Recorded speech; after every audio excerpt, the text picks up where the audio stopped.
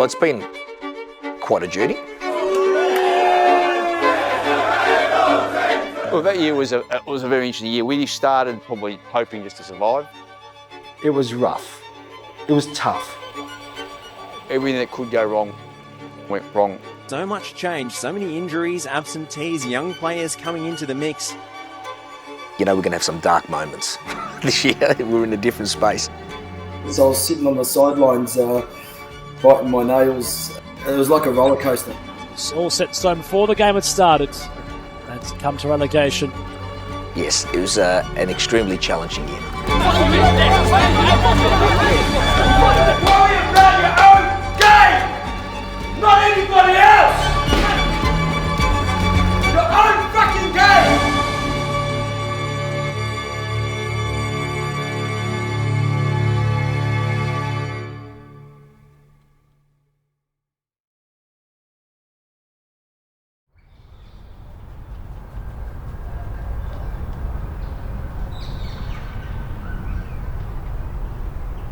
We started back in 1999 with only a small amount of junior teams. We knew for the growth of the club, we had to incorporate a senior squad, so we went about building that, or previous committees went about building that. I think that came to fruition around 2009-10. A State 5 team was formed, middle of the road team, as expected at the time, because we didn't have any real pull-through at the time. We were a very young club. Predominantly a junior team. Juniors was up to under 18, and the two under 18 teams at the time decided that they wanted to keep on playing together. And so as a club, we decided to form a senior team and started playing in State 5. We realised there was a need for us to get up the ranks a lot quicker so that we could also grow a junior base.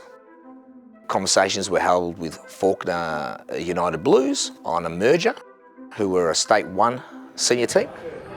Just over the near post, header comes, and at the back post, long carriage. And the goal's been given. Final touch, looks like it was Chillico. So the Fawkner merger came about predominantly because Fawkner were displaced from CB Smith Reserve by the council. CB Smith Reserve was being redeveloped and was going to become a community facility rather than being tenanted by one club. They fractured from the junior club, so they decided that they would then set up a senior club by themselves.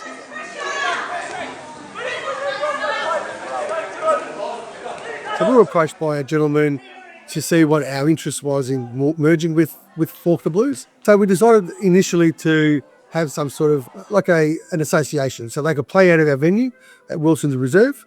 As Fawkner Blues, they came with the senior team only, and we gave them basically our best juniors at the time to play in the reserves and the under-19s. So we gave them something like 36 players so they can run the field, and had some sort of like a courting season to decide whether we wanted to merge with them. Went to our members at the end of that season to decide whether to merge with them. And the members voted unanimously to merge with them. Their members voted to merge with them. So in the year following that courtship, we decided to merge with them.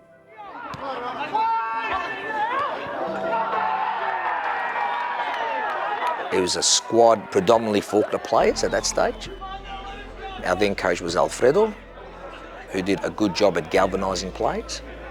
First season, I think we was competitive and had some pretty good results of course during the season. But it's always challenging from a young club such as Manningham Juniors, going into seniors and then going into a State 1 club to raise revenue, to be able to afford the sort of wages that were being offered by other clubs in the same sort of league. So I think the biggest challenge was to make sure that we had the ability to be able to draw players who we needed to make sure that we weren't going to get relegated straight away. Yeah, I think we started relatively well. We were about second, coming into halfway, then had a rough patch, went towards the bottom and then ended up finishing mid-table.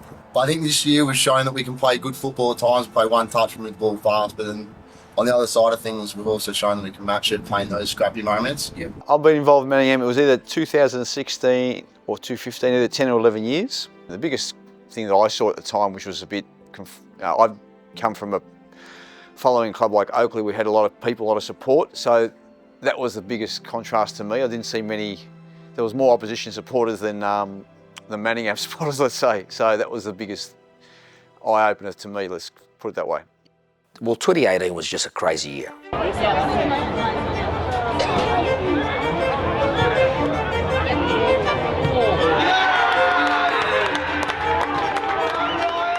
I think we thought we had a good enough squad to be competitive and be up there, but the way the season was unfolding, we were undefeated for a long time. My budget was blown out because the win-loss ratio was far higher in terms of the wins. And at the same time, we were sort of making some application with Federation to see whether we were able to become a club that could play NPL level. You know, it came to a point where, I think there was probably some disgruntled members or committee members that potentially thought, I might have pushed the boundaries a little bit in terms of making sure that we got the promotion. But I thought that, one of the challenges and one of the successes of the club was that when given the opportunity, when provided the opportunity to progress and become better, you take that. With each week, we just felt that something was building.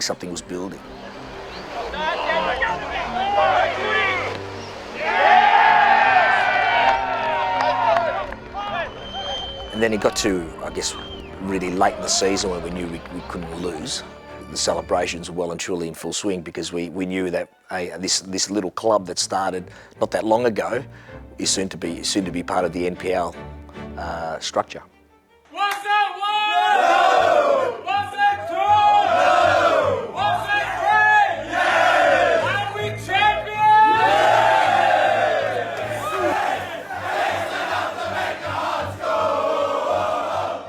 It was a surreal time for me where, when you became a member of the club and when you became the president of the club and then you started looking at those chances, going into senior men's football, introducing women's program, taking those opportunities where you had them and making sure that you did the right thing, not from a personal perspective, but what's right for the club.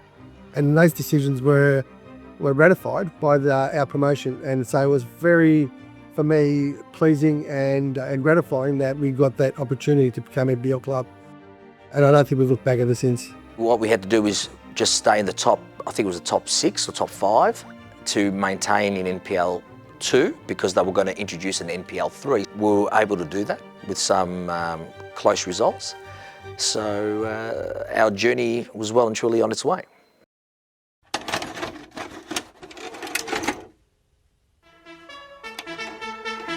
There you go, everyone. Hi, this is the voice of Manningham. We've got a big game today. We had Richmond, top of the ladder clash, a loss, and we would have gone to second.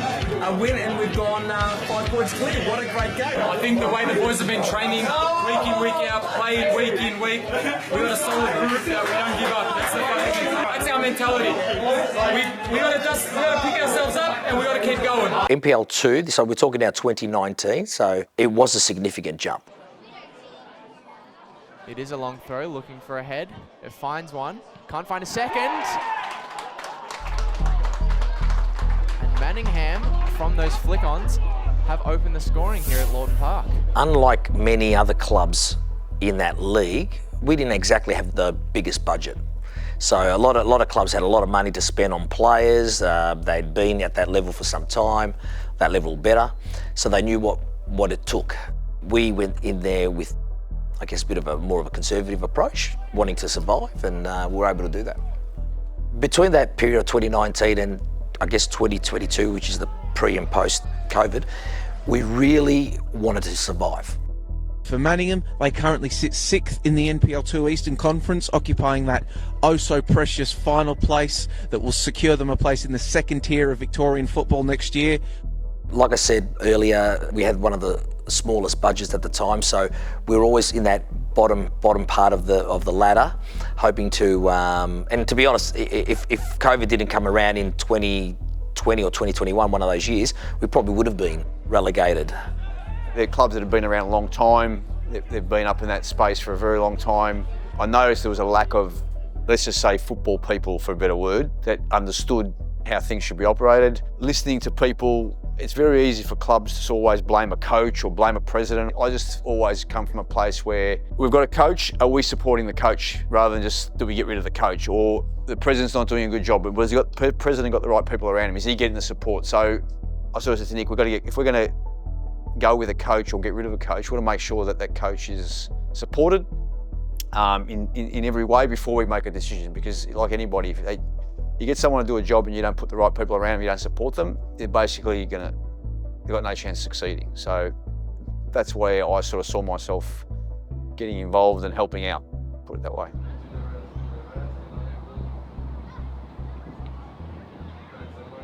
So we're level. You've got a difference. I'm going. I don't know. 7-1. I would have taken probably 5. When I first started, it was pretty tough.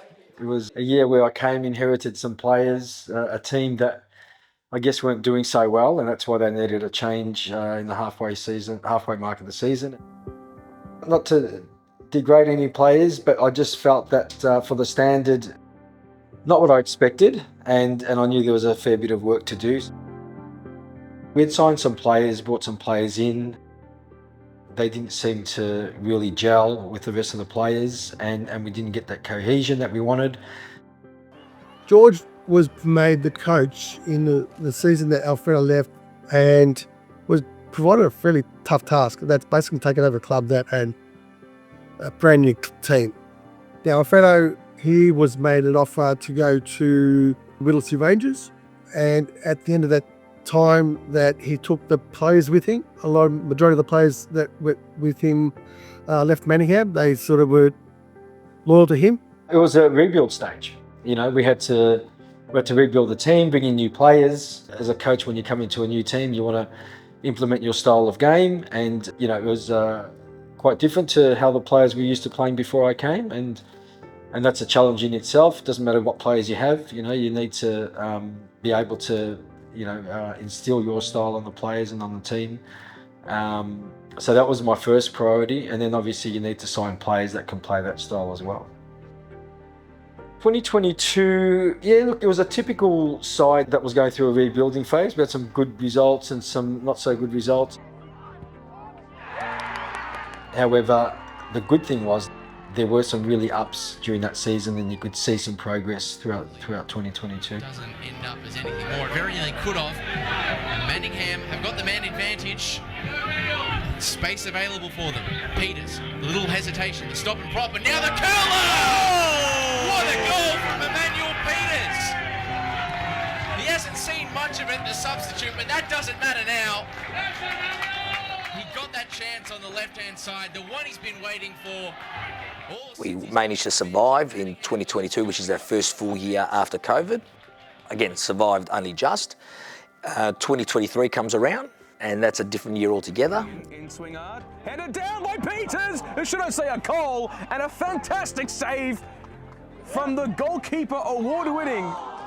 Well, that year was a very interesting year. We started that year probably hoping just to survive, I'm not going to lie, because every year was a year of trying to survive. Whilst we were all optimistic that we were going to have a solid year, and we always talk we want to be promoted, my personal opinion was that we weren't ready to be promoted in terms of the playing. Structurally, off-field, we were probably as good as we've ever been, if not better. On-field, I thought we'd need another year or two. I felt that we were a chance throughout the whole year, and I know we were sort of hovering between mid-table, middle of the season. It's very similar to this year, I think, how we're going now, but I could just see that there was more progress to make. Western United were up there, and I thought, look, they're a really young team. They're probably, you know, not gonna, I guess, be there at the end, you know, and look, and I always try to build my teams to be ready, you know, at the business end of the season. So we don't really care too much about round 1, 2 and 3, but more so about, you know, those final stages of the year when it becomes really, really important. And if you're there, you know, you've got a squad that's strong enough and fit enough to get over the line. And I guess that's what happened.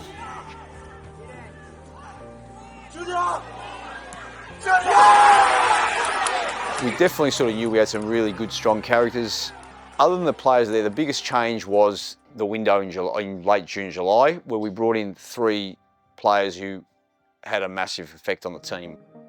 One, a guy named Ben Everson, who's a prolific goal scorer who was sitting at another club, basically rotting on the bench. A very young player, Mo El Sadi, who was at another club and is destroying in 23, is not getting an opportunity. And James Tuntis. All those three players had an absolute major impact in that, as well as the players that were there. We had some bad injuries that year as well. Our captain had gone down, Ryan Love, for a very long period of time. But in saying that, the worlds aligned that year.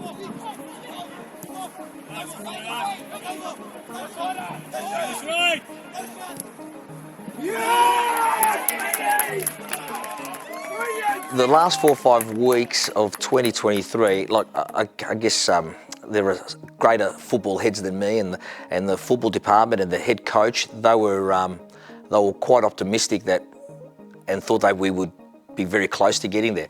I honestly didn't think so. I honestly thought there's still a lot of things have to go our way, and we had a bit of a slow start that year, and it's really we were gaining momentum as the season went on. I honestly didn't think we had a chance till about second last round.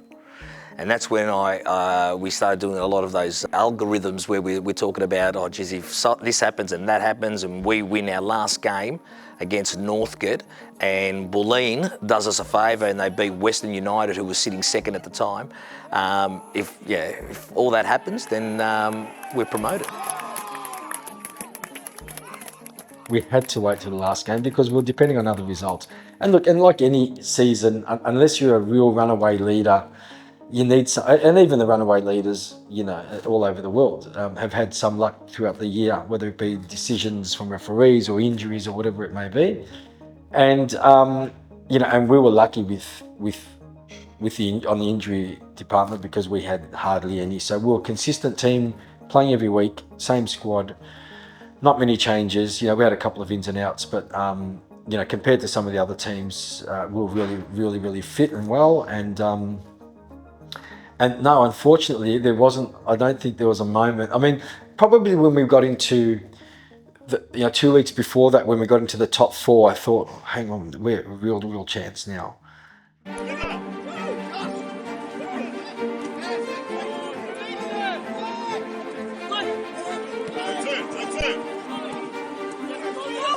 Unbelievably emotional day.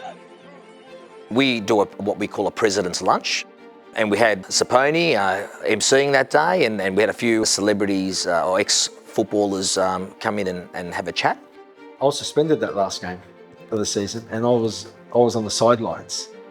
And so I'm not sure if you knew that or not, but yeah. So I had received 3 yellow cards, and I had to sit on the bench. I wasn't allowed to sit on the bench, and I had to be on the sidelines, and I was on the opposite side to the bench, and so it was really nerve-wracking, for me.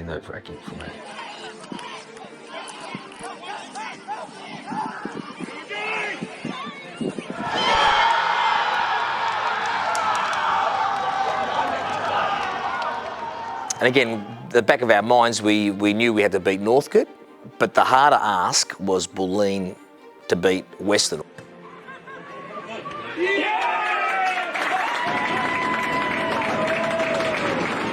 And Bulleen, I didn't think in the wildest dreams would do us any favours. And so Western United playing Bulleen at Bulleen. Other side. Off the pitch. We believe in off. At half-time, I had someone on the bench say Bulleen are beating Western United 2-0, and that was the result we needed. So we needed a goal difference switch, and we needed to win. And I think, from then it just, I don't know, some sort of magic kicked in, and we lifted, and we scored 2 goals in the second half, and then we just went on, and it was just magical from then on.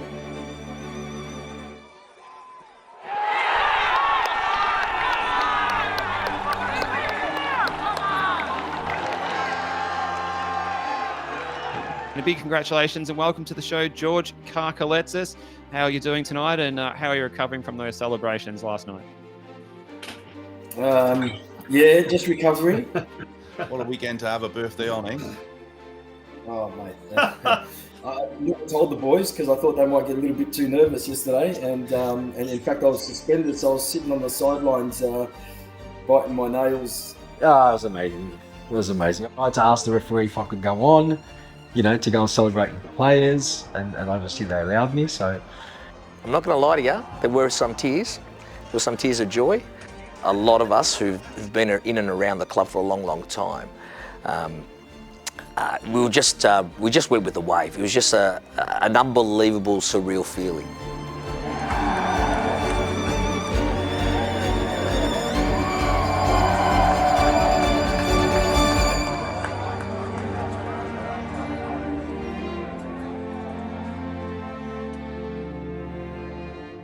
If everything went right the year before, everything that could go wrong went wrong in 24.